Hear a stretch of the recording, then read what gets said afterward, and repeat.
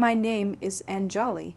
For years I told myself that silence was safer than truth, that keeping my head down in my mother-in-law's house would protect my children.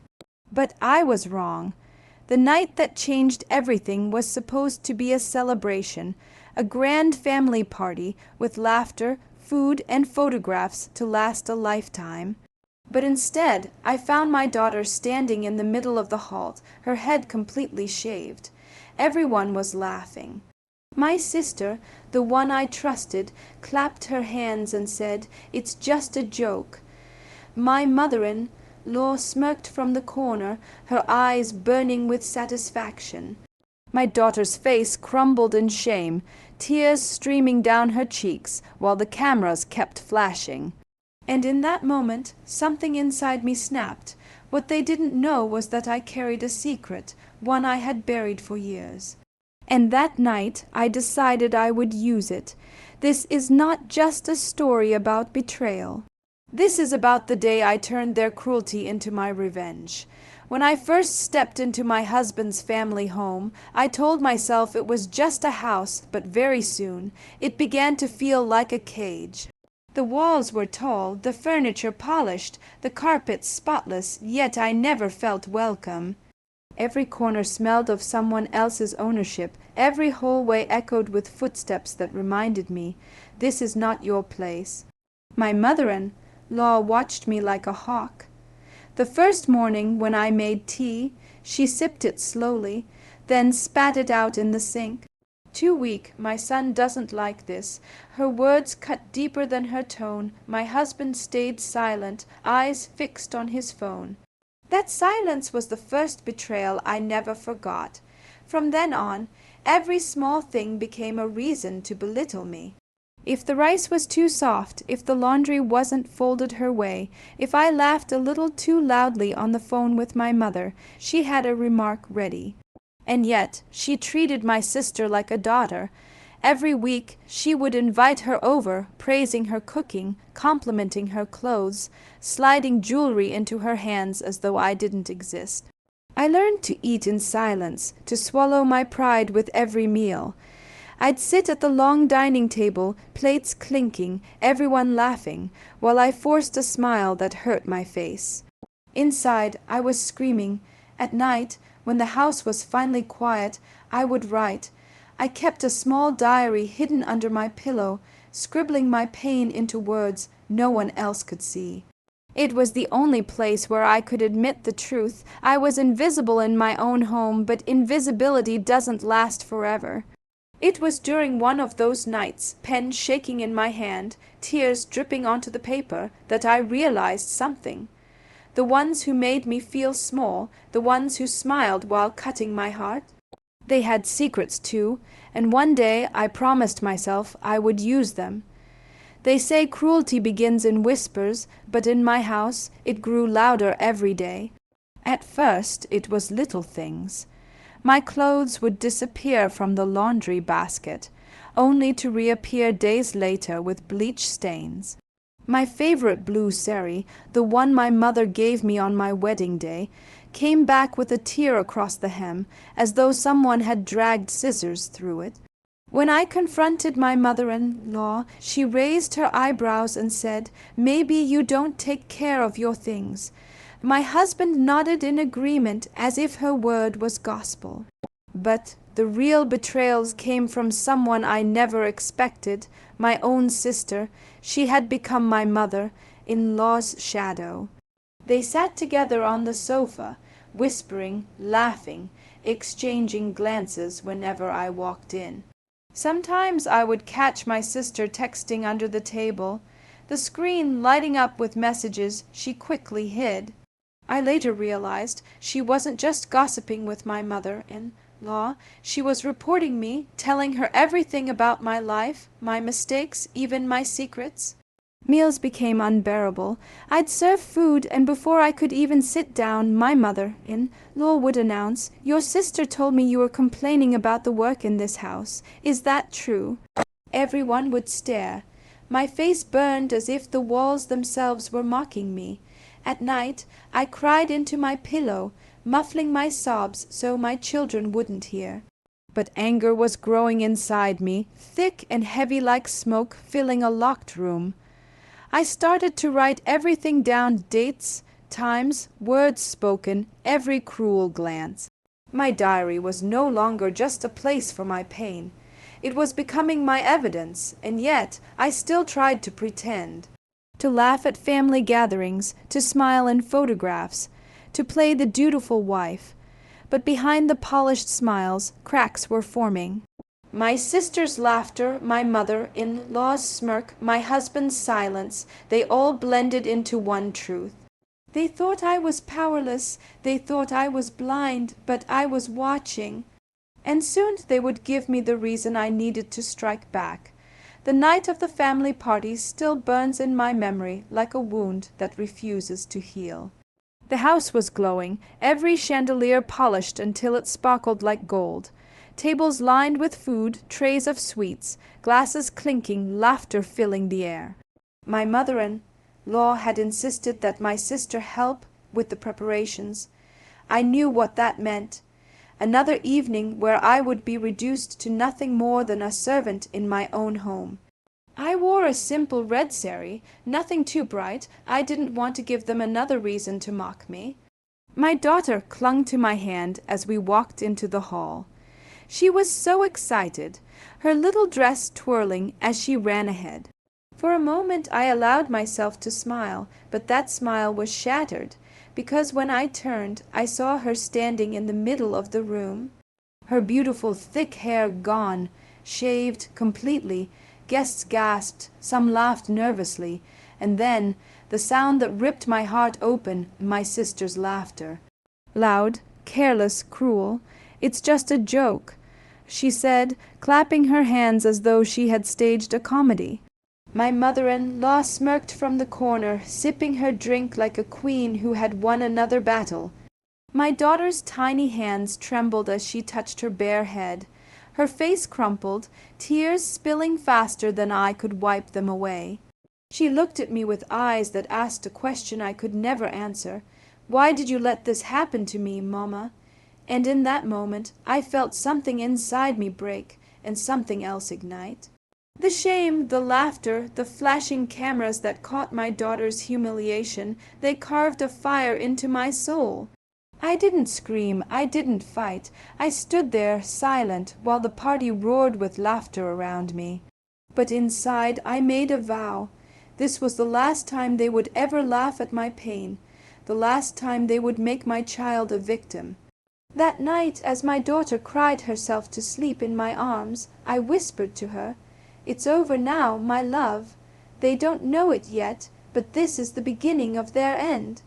After the party, something in me died, but something else was born. I no longer cried at night. Instead, I listened. I watched, I waited. Every word, every look, every careless mistake my mother. In-law made, I collected them like weapons. And then, one evening, I found the first crack in her perfect mask. I was cleaning the study when I stumbled upon a locked drawer in her desk. She had always forbidden me from touching her things, but that night curiosity burned through my fear. I searched until I found the key hidden inside a hollow, doubt book. My hands shook as I opened it. Inside were papers, bank statements, letters, documents in her name. My eyes widened as I pieced it together. She was siphoning money from my father, in-law's accounts, funneling it into secret investments. If the family ever found out, her reputation would shatter. The so-called pillar of respect in our community was nothing but a thief in disguise. And then I found something worse, an old letter, yellowed with time. It wasn't addressed to my father-in-law. It was from another man. The words were desperate, filled with passion, signed with initials I didn't recognize. My chest tightened. She had hidden an affair all these years while lecturing me about honor, loyalty, and respect. I pressed the papers against my chest, my breath coming in sharp bursts. I knew this was dangerous.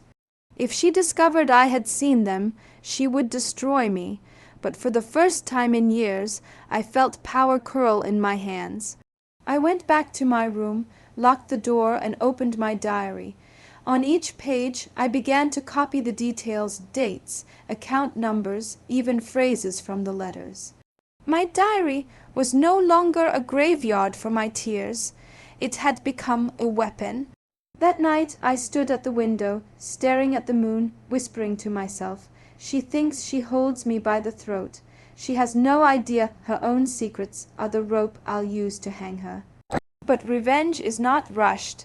It is cooked slowly until the taste of it burns in their mouths, and soon I would set the table. I learned that people reveal themselves when they think they're winning. So I gave them victories, small, poisonous ones that only made them bolder. I smiled when they expected me to crumble. I answered their jibes with quiet politeness while I rewired everything that kept us small. My savings, my friends, the truth tucked into my diary. First I baited my sister. I started leaving little traces, a stray note with a name, a half-told story into which she could insert her gossip. She took it like a dog takes a bone, running straight to my mother-in-law with eyes sparkling. The two of them preened, certain they had me figured out. Next, I seeded doubt in my husband's head. I didn't shout accusations. I planted questions. A casual mention here, a misplaced receipt there, a conversation about finances that stopped just short of a confession. He had always trusted his mother's version of everything. Now he began to notice inconsistencies. Nights she said she was at prayers, but the car keys were missing, bills that didn't add up. His silence shifted into suspicion. Suspicion crept toward him like a slow, cold hand. Then I set the stage publicly. I invited a few relatives for tea, people who liked to gossip but had no love for a scandal.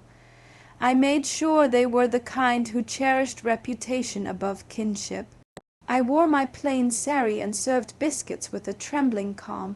My mother-in-law arrived radiant and imperious, certain the room would bow. She laughed and told the same stories she always did about duty and honor.